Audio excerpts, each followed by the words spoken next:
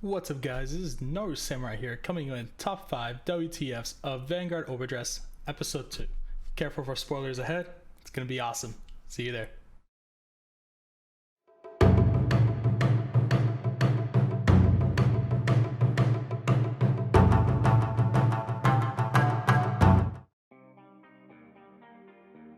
So top 5 WTFs of Overdress. Guys, this was a interesting episode to say the least. I actually was kind of curious of how I'm gonna do another video like this, but hey, we're here and we're trying it out. So to start off, we got number 5, the fake ship. I gotta get this one out of the way quick, guys. If I keep holding it in, I don't know what I'm gonna do.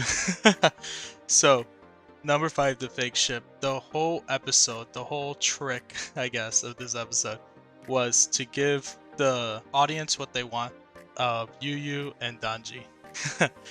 I mean, I can't say we haven't seen it coming yet. We knew that this was gonna happen, but just like in terms of like Aichi and Kai, we were hoping that, they would be subtle about it.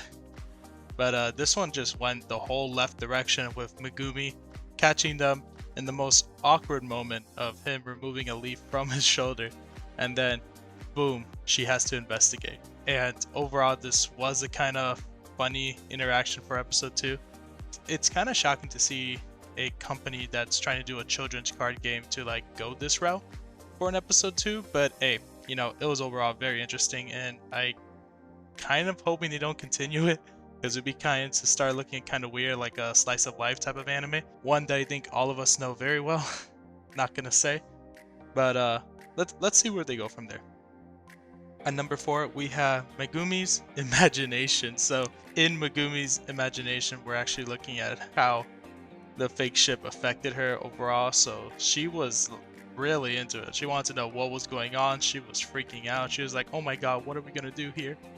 I don't understand her logic that it was gonna happen between the two of them, because obviously if one is definitely in school and the other one is definitely an adult that has work and job like we see in the anime, I don't even think that's legal. Not even in Japan, give me the much. But overall, Megumi and her imagination on every single word that they were saying and misinterpreting it was pretty funny. And I kind of like those funny moments where you see like characters overreact or see the wrong perspective of things, and then seeing what they do with it and how they continue on with the story. And overall, that was kind of interesting. I enjoyed that.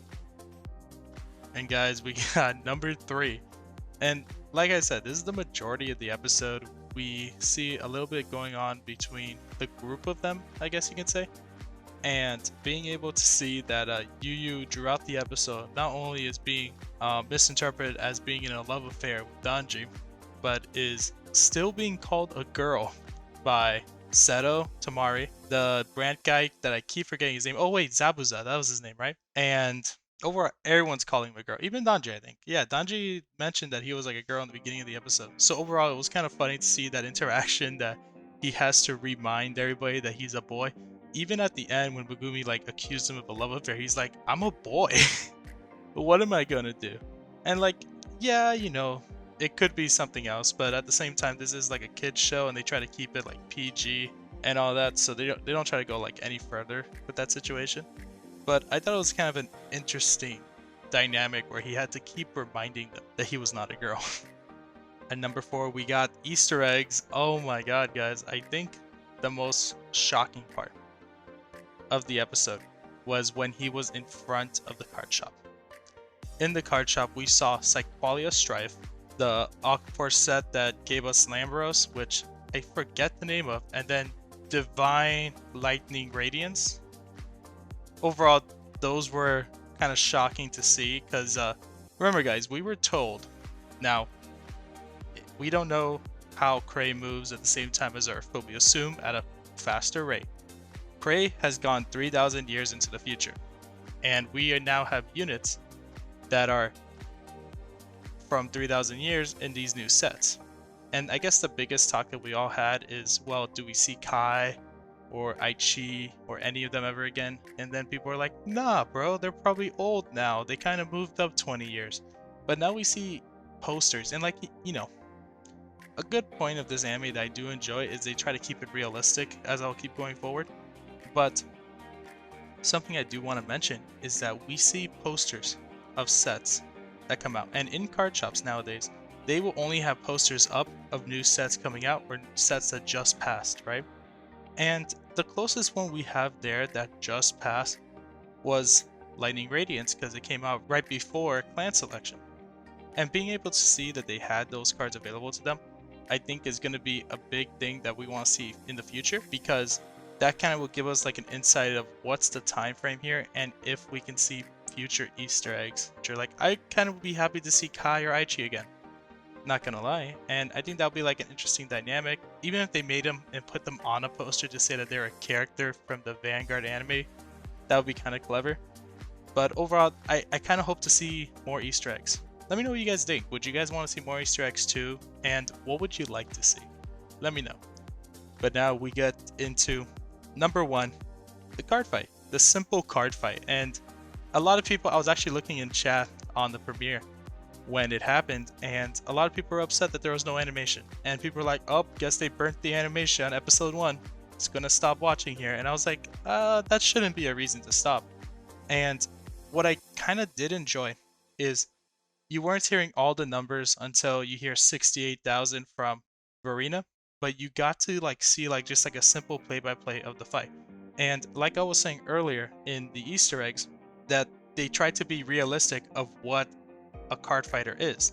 And we get to see a little bit more of that, not only in the simple card fight, but in the club in general of the Night Amusement Park Club. They literally help each other build their decks. I kind of have a really nice community of my own that we all help each other build decks and all that and just pass cards around.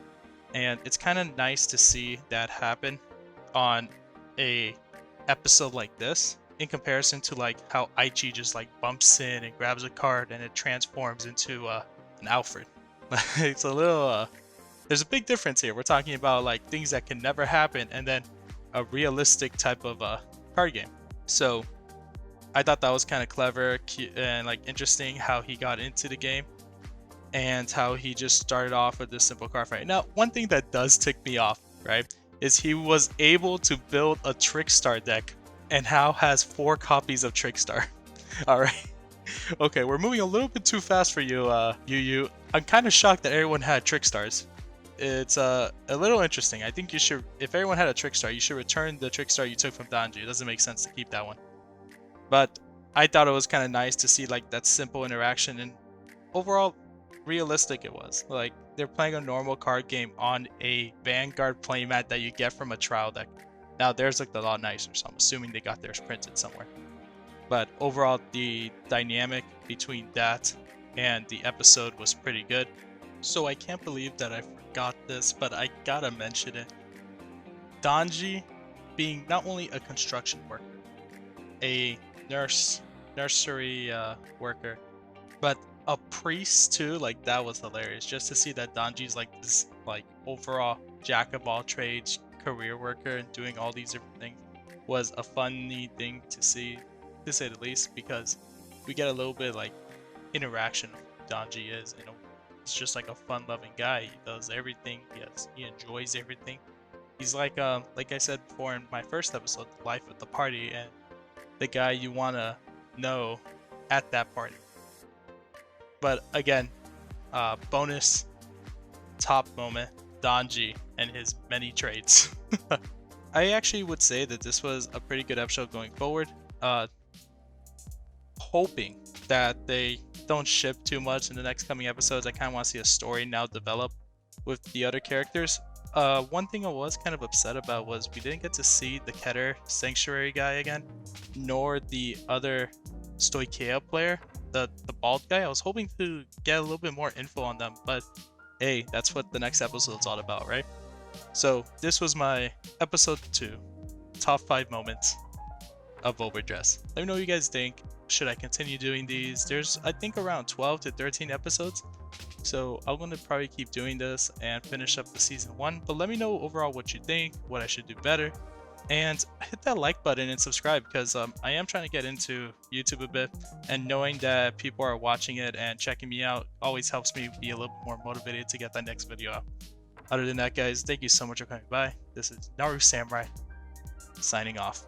Peace.